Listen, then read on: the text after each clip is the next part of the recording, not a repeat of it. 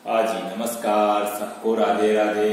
Online class में एक बार फिर आपका स्वागत। आज हम कक्षा 10 विषय गणित जिसमें समांतर श्रेणी अध्याय 5 उदाहरण नंबर 7। एक समांतर श्रेणी का तीसरा पद 12 है और 50वां पद 106 है। इसका 29वां पद ज्ञात करो। कौन सा पद ज्ञात करना हमारे को? 29वां पद ज्ञात करना है। जब हमारे को 29वां पद ज्ञात करना है तो उसके लिए हमारे पास में ए का मान यानी प्रथम पद होना जरूरी है और दूसरा डी का मान सार्वअंतर का भी होना जरूरी है। तो हमारे पास न तो ए है और न ही डी है। तो सबसे पहले हम क्या करेंगे? प्रथम पद ए और सार्वअंतर डी ज्ञात करें। ठीक है, तो उसके लिए हम क्या करेंगे? सबसे पहले देखो, आप समांतर श्रेणी में तीसरा पद हमारे को 12वां दिया हुआ है। ठीक है, तो ए एन बराबर a plus n minus 1 into d, यानी पद ज्ञात करने का सूत्र सबसे पहला काम। तो अब आप देखो इसमें तीसरा पद कितना देर का है? 12 दिया हुआ है, यानी ए एन बराबर आपका ए एन बराबर कितना हो गया? 12 बराबर ए प्लस एन, एन की जगह क्या गया आपके 3 माइनस 1 इंटू डी। 12 की जगह 12 बराबर ए की जगह ए प्लस की जगह प्लस, 3 में से 1 निकल गया तो कितना बचा? 2। 2 को डी से गुणा किया तो 2d। इस तरह से हमारे पास में 12 बराबर a प्लस 2d ये हो गई एक समीकरण। यहां तक ही देखा अभी हमने। इसके बाद में आपके आ रहा है यहाँ पर 50वां पद 106। तो वापस सूत्र आपका ये का यही है, ए एन बराबर a plus n minus 1 into D.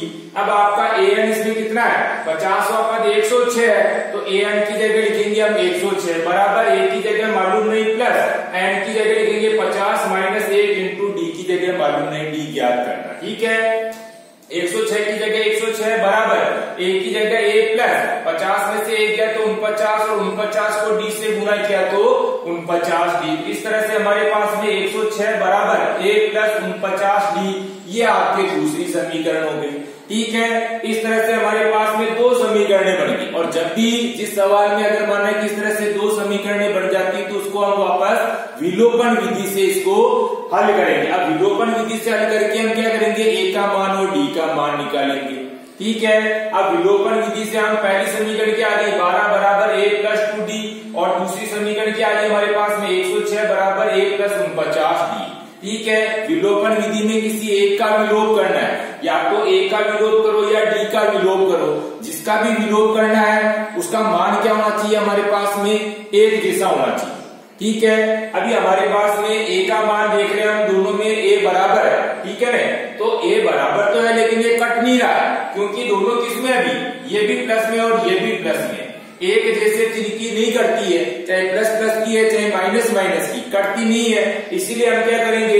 यहाँ पर घटाने पर लिखेंगे, और घटाने पर लिखेंगे तो चिन्ह बदलना। अभी ये दोनों किसकी है? प्लस की है, तो दोनों प्लस की है तो अपने को चिन्ह बदलना। चिन्ह बदलेंगे तो नीचे वाली का उल्टा करना। यहाँ प्लस है तो प्लस का उल्टा माइनस, यहाँ प्लस है तो प्लस का उल्टा माइनस, यहाँ प्लस है तो प्लस का उल्टा माइनस। अब आप इस चिन्ह से कोई लेना देना नहीं है, इस चिन्ह से कोई लेना देना नहीं। इसको गोले में इस तरह से बना तो ध्यान में रहे कि भाई हमारे को ये देखना ही नहीं है।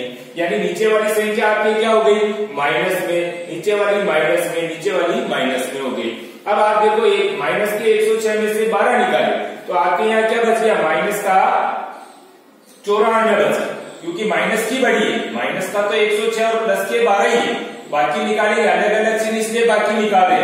तो आपके यहाँ क्या बच गया? माइनस का 94 बराबर की जगह बराबर। अब देखो एक माइनस और एक प्लस, माइनस और प्लस की एक जैसी संख्या तो वो क्या होती है? कट जाती है। ठीक है, उसके बाद वापस ये माइनस की है और ये प्लस की है, अलग अलग चिन्ह है। 49 डी में से अपन क्या करेंगे? 2d को माइनस किया, लेकिन माइनस की बड़ी है इसलिए यहाँ बराबर क्या बच गया आपके पास में? माइनस के 47 डी बच गया, 46 डी बच गया। ठीक है, अब ये भी माइनस है ये भी माइनस, दोनों माइनस से माइनस कट गया। अब आपको डी का मान निकालना, तो डी का मान क्या हो जाएगा? 94 बटेगे 46 हो जाएगा। तो डी बराबर 46 से इसको काटेंगे तो 2 बार कट गया, 46 एकम और 46 दूनी, तो आपके पास में डी का मान कितना आ गया? 2 आ गया। अब डी का मान जो आया इसको हम क्या करेंगे? समीकरण 1 में रख देंगे, यानी डी का मान क्या आया? डी का मान 2 आया, इसको हम क्या करेंगे? समीकरण नंबर 1 में रखेंगे। तो डी का मान ज्ञात करने के लिए समीकरण 1 क्या आ रही है हमारे पास? 12 बराबर a प्लस 2d आ रही है। 12 की जगह 12 बराबर a, एक ऐसे के ऐसे प्लस 2d है, तो 2 इंटू डी की जगह कितना आया, डी का मान 2 आया। ठीक है, इन दोनों को गुणा करेंगे, इन दोनों के बीच में कोई चिन्ह नहीं, इसलिए इन दोनों को क्या करेंगे, गुणा करेंगे, यानी इनके बीच में कोई चिन्ह नहीं होता तो गुणा का निशान। 12 की जगह 12, बराबर की जगह 1 की जगह a आ गया, प्लस 2 को 2 से गुणा किया 4, समीकरण बन गई। अब आपको क्या करना है, a का मान ज्ञात करना, तो हम क्या करेंगे, इसको पक्षांतर कर देंगे, तो 12 में से 4 निकल गए तो आपके कितना बच गया, a का मान 8 बच गया, यानी a का मान कितना हो गया, 8 हो गया। अब आप देखो a का मान 8 हो गया और d का मान कितना हो गया, 2 हो गया। ठीक है, a और d हमारे को आवश्यक थे और a और d हमने ज्ञात कर लिया, कैसे, विलोपन विधि से। जब 2 समीकरणें बनी हुई थी तो हमने a और d का मान निकाल लिया। लेकिन अब आपको पूछा क्या है, 29वां पद ज्ञात कीजिए। ठीक है, तो वापस पद ज्ञात करने का सूत्र लिखेंगे, an बराबर a plus n minus 1 into d. अब आपका a कितना है, 8, प्लस की जगह प्लस n कितना है, 29 माइनस 1 इंटू डी का मान कितना है, 2। 8 की जगह 8, प्लस की जगह प्लस, 29 में से 1 निकल गया 28 इंटू 2 की जगह 2। अब हम क्या करेंगे, पहले 28 को 2 से गुणा करेंगे, तो 8 की जगह 8 प्लस 28 दूनी 56, 56 में 8 जोड़े, तो 56 में 8 जोड़े कितने हो गए, 64 हो गए।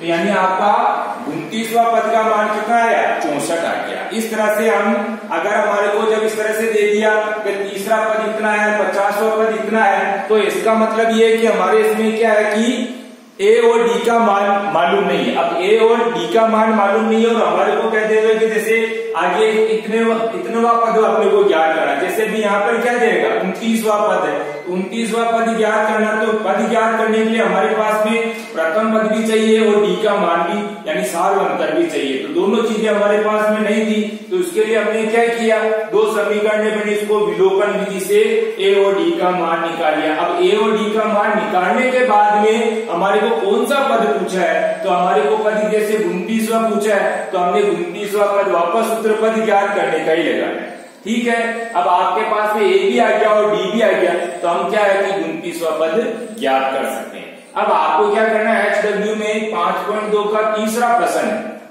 तो 5.2 का तीसरा प्रश्न है, समांतर श्रेणी का छठा पद तथा 17वां पद क्रमशः 19 तथा 41 है, तो 40वां पद ज्ञात करो।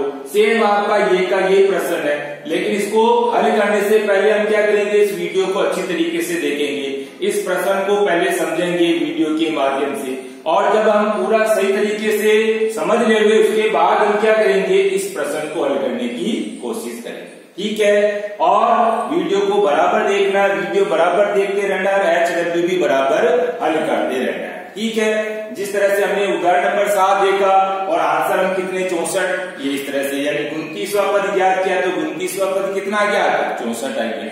तो आपको क्या करना है, इस तरह से पहले 2 समीकरण बनाने के बाद में विलोपन विधि से a और d का मान निकालना, और फिर उसके बाद में जो पद हमारे को पूछा है वो पद हम निकालेंगे। ठीक है, धन्यवाद, राधे राधे, जय श्री कृष्णा।